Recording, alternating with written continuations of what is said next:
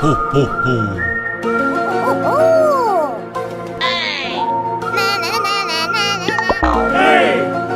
Come on, come on, come on. Okay, okay. 1, 2.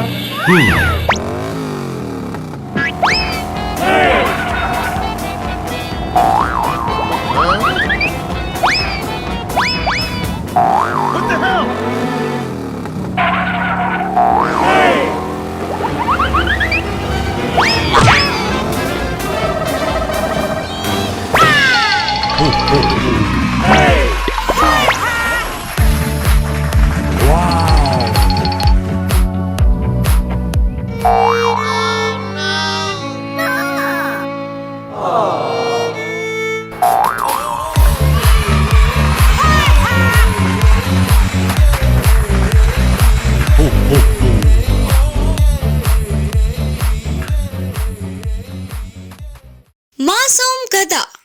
पल्लेपालम नामक गांव में अच्छैया नाम का भेड़ों का रखवाला रहता था।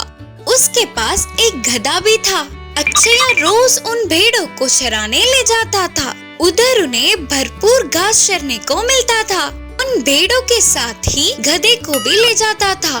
भोजन पानी के साथ दूसरे सामान भी गधे से उठवाता था, पर गधे को वह काम करना बहुत मुश्किल लगता था। हमेशा की तरह भेड़ों को चराने ले जाने तैयार होने वाले अच्छैया के पास उसकी पत्नी आकर बोली, है जी, शायद बारिश आने वाली है। बादल छाए हुए हैं ना, लगता है आज भेड़ों को ना ले जाना ही अच्छा होगा।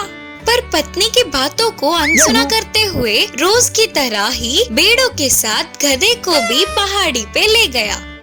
भेड़ चर रहे थे तो अच्छैया एक पेड़ पे बैठकर देख रहा था। गधा भी थोड़ा दूर खड़ा होकर मालिक को ही देख रहा था। तभी तेज बारिश की खबर लगते ही अच्छैया दौड़ते हुए भेड़ों को लेकर घर के रास्ते निकल पड़ा। पर गधा पेड़ के नीचे ऐसे ही बैठ गया। उसने रोज मालिक के काम करने से अच्छा जंगल में ही रहना ठीक समझा और पहाड़ों से गुजरकर जंगल के अंदर गया। अच्छैया घर पहुंचने के बाद देखा तो गधा उनके साथ नहीं था। अरे रे, बारिश की जल्दबाजी में आने से मैं तो उस गधे को भूल ही गया। बेचारी कहाँ होगी? पत्नी ने समझाते हुए कहा, कहीं नहीं जाएगी, कल आप चराने जाओगे ना, तब ढूंढ लेना। उस दिन रात को अच्छैया को नींद ही नहीं आ रही थी। अगले दिन भेड़ों को चराने ले जाकर गधे के लिए पूरे पहाड़ी पर ढूंढने लगा, पर वो कहीं नहीं मिला। बेचारा गधा शेर या बाघ का शिकार हो गया होगा, बोलते हुए रो पड़ा। जंगल में जाने वाले गधे को वहाँ के हालातों ने डरा दिया। जंगल में नहीं थी ना, इसीलिए और अंदर गए तो कहीं उसे कोई जानवर वार करके मार न दे करके वो अपने प्राणों को हथेली में रखकर बिताने लगी।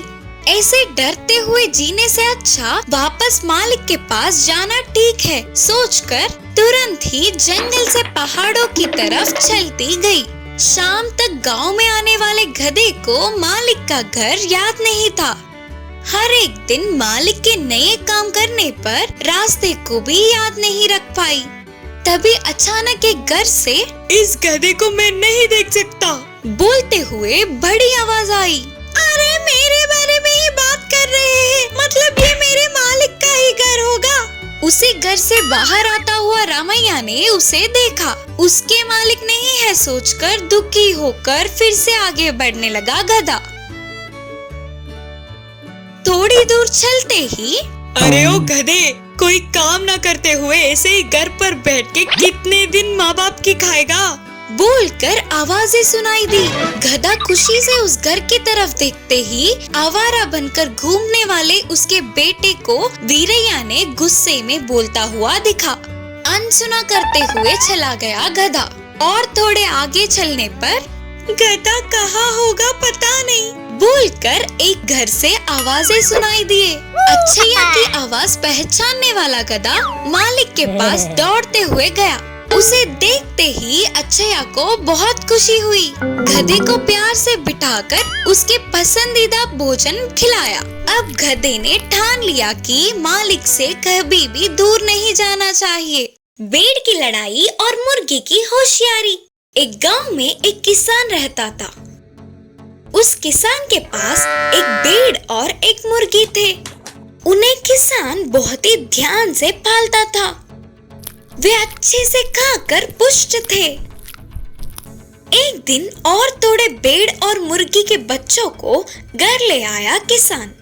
वे सब चिल्लाते हुए यहाँ वहाँ घूम रहे थे तो मुर्गी ने भेड़ से कहा, अब तो तेरा काम हो गया रे, कल या परसों तुम्हें मेले में भली चढ़ा देंगे।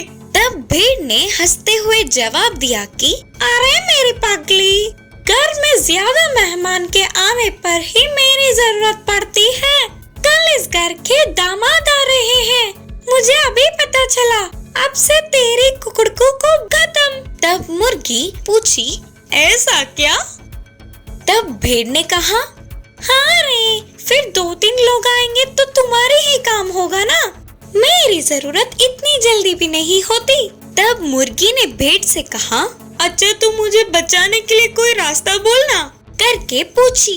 तो भेड़ ने कहा, कुछ नहीं, कल तू ना बेहोश होने की नाटक कर तो तुझे कुछ हुआ है करके तुम्हें ना काटते हुए तेरे मुंह में दवा डाल देंगे।